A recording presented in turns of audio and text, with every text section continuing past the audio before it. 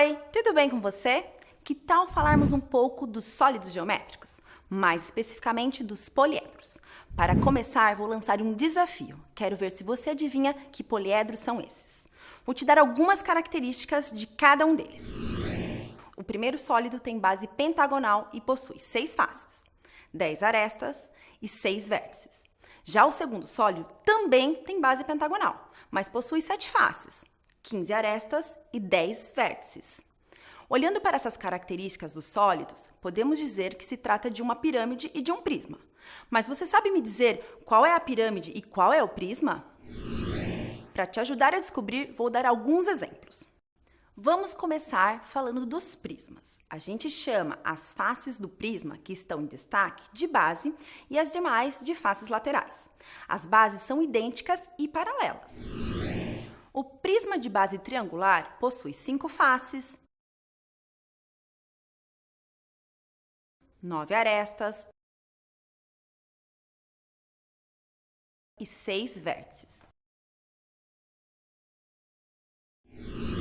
Você consegue perceber alguma relação entre os valores da face, aresta e vértice em função da base triangular?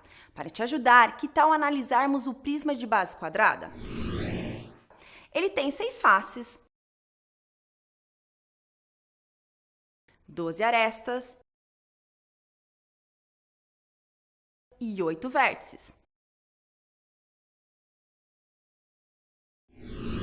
Analisando esses dois prismas, acho que você consegue perceber que, sabendo o polígono da base, você pode afirmar quantas faces, arestas e vértices qualquer prisma tem, sem precisar contar.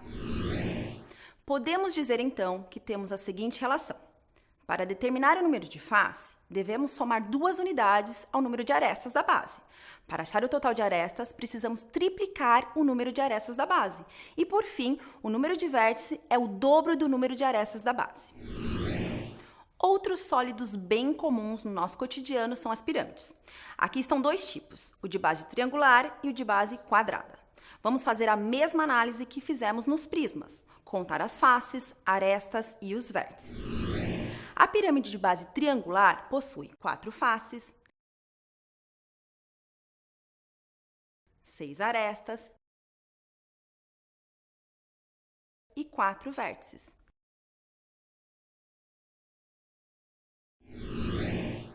Já consegue perceber uma relação? Vamos dar uma olhada na pirâmide de base quadrada agora. Ela tem 5 faces, 8 arestas e 5 vértices. Podemos dizer, então, que temos a seguinte relação. Para determinarmos o número de faces e de vértices, devemos somar uma unidade ao número de arestas da base. E para achar o total de arestas, precisamos duplicar o número de arestas da base. E aí, será que depois das dicas que eu dei, você consegue me dizer o nome dos sólidos que mostrei no começo do vídeo? Para resolver o desafio, devemos usar a relação entre o número de arestas da base e os outros dados fornecidos. Sua vez de tentar! Isso mesmo, o sólido 1 é uma pirâmide de base pentagonal e o sólido 2 é um prisma de base pentagonal. Essas relações que você conheceu hoje não são as únicas existentes. Temos uma fórmula que relaciona o número de vértices, faces e arestas dos poliedros convexos, que é V menos A mais F igual a 2. Esse resultado pode ter sido conhecido pelo matemático grego Arquimedes, cerca de 225 anos antes de Cristo. O filósofo francês Descartes também esteve bem próximo dessa relação, por volta de 1635, mas foi o suíço Euler que mostrou essa relação em 1752 de forma independente. Por conta disso, a relação muitas vezes é referida como fórmula de Euler-Descartes. E não foi só no passado que as pessoas se interessavam por poliedros. Ainda hoje, usamos esses objetos matemáticos para criar ou modelar algo. Por exemplo, o arquiteto ao elaborar a maquete, o engenheiro ao construir prédios, as embalagens que compramos nos comércios, o Museu do Louvre e as pirâmides do Egito. Até cientistas que estudam nanopartículas também fazem uso desses objetos matemáticos. Uau, quanta coisa, né? E tem muito mais.